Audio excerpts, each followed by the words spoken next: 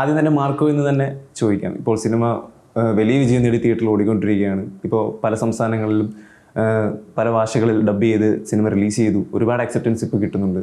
ഈ ഒരു അവസരത്തിൽ എന്ത് തോന്നുന്നു മാർക്കോയുടെ വിജയത്തിൽ? സന്തോഷം. എന്നുവെച്ചാൽ നമ്മൾ ഇങ്ങനത്തെ ഒരു സിനിമ എടുക്കുന്ന സമയത്ത് അത് എത്രത്തോളം ആക്സെപ്റ്റ് ചെയ്യും എന്നുള്ളതിൻ്റെ ഒരു പേടി ഉണ്ടായിരുന്നു. പിന്നെ ഇതെൻ്റെ ജ്യേഷ്ഠതുല്യനായ ഷെറീഫ് മുഹമ്മദ്, ഞാൻ ഇച്ചാക്ക എന്ന് വിളിക്കുന്ന പുള്ളിക്കാരൻ്റെ ആദ്യത്തെ പ്രൊഡക്ഷനാണ് ക്യൂബ്സ് എൻ്റർടൈൻമെൻറ്റ്സിൻ്റെ ബാനറിൽ. അപ്പോൾ ഒരു A സർട്ടിഫൈഡ് സിനിമ അത് ഇത്രയും ചെലവ് ചെയ്തെടുക്കുമ്പോൾ അത് എങ്ങനെയാണ് ആക്സെപ്റ്റ് ചെയ്യുന്നത്? Because of the bloodshed കാരണമാണല്ലോ നമ്മളത് A സർട്ടിഫൈഡ് ആയത്.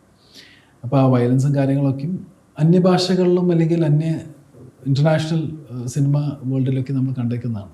ഒരുപാട് കൊറിയൻ മൂവീസും ഒരുപാട് ഇംഗ്ലീഷ് പടങ്ങളിനകത്തൊക്കെയും ഇങ്ങനത്തെ കാര്യങ്ങളൊക്കെ കണ്ട് നമ്മൾ അമ്പരപ്പിച്ച് നമ്മൾ ഇരുന്നേക്കുന്ന സ്ഥലങ്ങളുണ്ട്. അപ്പോൾ അതുപോലത്തെ ഒരു സംഭവം നമ്മുടെ ഇവിടെ നിന്ന് ചെയ്തു കഴിഞ്ഞാൽ എങ്ങനെ ഉണ്ടായിരിക്കും, അതിനെ നമ്മുടെ പ്രേക്ഷകർ എത്രമാത്രം ആക്സെപ്റ്റ് ചെയ്യുക എന്നുള്ളതാണ്. പക്ഷേ അത് പ്രേക്ഷകർ വളരെ രസമായിട്ട് ആക്സെപ്റ്റ് ചെയ്ത് അതിനെ ആഘോഷിച്ചുകൊണ്ടിരിക്കുന്നു എന്ന് അറിഞ്ഞതിൽ വലിയൊരു സന്തോഷമാണ്. ബിക്കോസ് അത് നമ്മുടെ പ്രേക്ഷകരുടെ ഒരു ചിന്താഗതിയും മാറുന്നുണ്ട്. പ്രേക്ഷകരും അങ്ങനത്തെ ഒരു സിനിമകൾ നമ്മുടെ ഭാഷകളിൽ നിന്ന് വരുന്നുണ്ട്, ആക്സെപ്റ്റ് ചെയ്യുന്നു എന്ന് അറിയുമ്പോൾ വളരെ സന്തോഷമുള്ള. തീർച്ചയായിട്ടും മാർക്കോയ്ക്ക് മുമ്പ് ആണെങ്കിലും വേറെ പല ഭാഷകളിലെ സിനിമകൾ കണ്ട് ശീലിച്ച മലയാളികൾ ഇപ്പോൾ മലയാളത്തിലൊരു ഇതുപോലൊരു വയലന്റ് ഫുൾ ആക്ഷൻ ഒരു മൂവി വരുമ്പോഴത്തേക്കും സ്വീകരിക്കുന്നുള്ളത് വലിയ കാര്യം തന്നെയാണ് അല്ല? നിങ്ങൾക്ക് അതിലൊരു ഒരുപാട് എന്താ തോന്നുന്നൊരു ഒരു കോൺഫിഡൻസ് ആണ്. പിന്നെ നമുക്ക് നമ്മളെ ആക്സെപ്റ്റ് ചെയ്തെന്നുള്ളതിൻ്റെ ഒരു സംഭവം കൂടിയാണ്. അപ്പോൾ അതുകൊണ്ട് സന്തോഷമാണ്. ഇപ്പം നല്ല നല്ല സിനിമകളുടെ ഭാഗമാവാനും നല്ല സിനിമകൾ ചെയ്യാനുള്ള ഒരു അനുഗ്രഹം ഉണ്ടാവട്ടെ. ഇപ്പോൾ നോർത്ത് സ്റ്റേറ്റ്സിലൊക്കെ വരുമ്പോഴത്തേക്കും ഇപ്പോൾ എനിക്ക് തോന്നുന്നു ഹിന്ദി വെർഷൻ ഇപ്പോൾ ഡബ് ചെയ്ത് ഇറങ്ങിയിട്ടുള്ളൂ.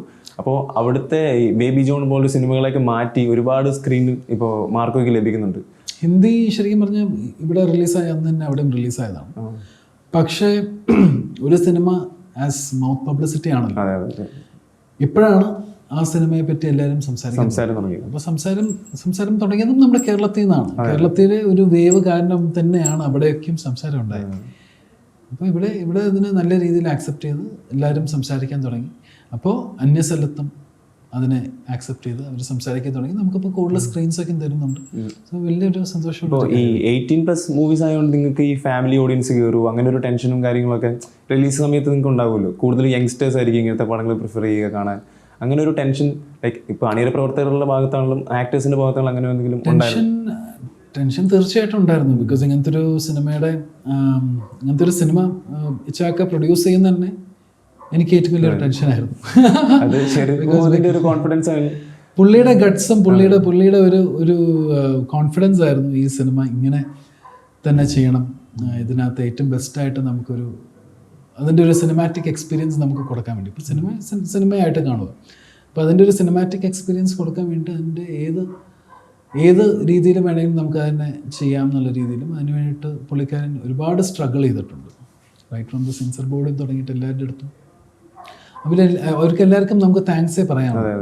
ബിക്കോസ് ഇവരെല്ലാവരും നമ്മളെ സപ്പോർട്ട് ചെയ്ത കാരണമാണ് ഈ സിനിമ എല്ലാവരും രണ്ട് കൈയും നീട്ടി സ്വീകരിക്കാവുന്ന രീതിയിൽ ആയി. അല്ലെങ്കിൽ ആ സാധനങ്ങളൊക്കെ കട്ടായി പോയിരുന്നെങ്കിൽ നമുക്ക് പറയുന്ന സാധനങ്ങളൊന്നും ഇല്ല. മനസ്സിലായില്ല? ഇത്രമാത്രം ഹാർഡ് വർക്കും ഇത്രമാത്രം എഫേർട്സും ആൾക്കാരിട്ടതൊന്നും കാണാതെ പോയേനെ. പക്ഷെ അതിനൊക്കെ ഒരു ലോജിക് ഉണ്ടായിരുന്നു. ഇപ്പം നമ്മൾ വയലൻസ് കാണിച്ചതിന് ഒരു ലോജിക് ഉണ്ടായിരുന്നു. അപ്പോൾ അതൊക്കെയും അവർ അതിൻ്റെ രീതിയിൽ എല്ലാത്തിനും വർക്കൗട്ട് ആയതായിരുന്നു. ഇതിൻ്റെ എല്ലാവരുടെയും ഇറ്റ്സ് എ ടീം വർക്ക് എന്നാണ് പറയാം. സോ അതിന് ഏറ്റവും മെയിനായിട്ടുള്ള പുള്ളി പ്രൊഡ്യൂസറാണ്. അപ്പോൾ പുള്ളിക്കാരൻ വെച്ച ഒരു ട്രസ്റ്റാണ് ഈ സിനിമ ഇങ്ങനെ ഉണ്ടായത്.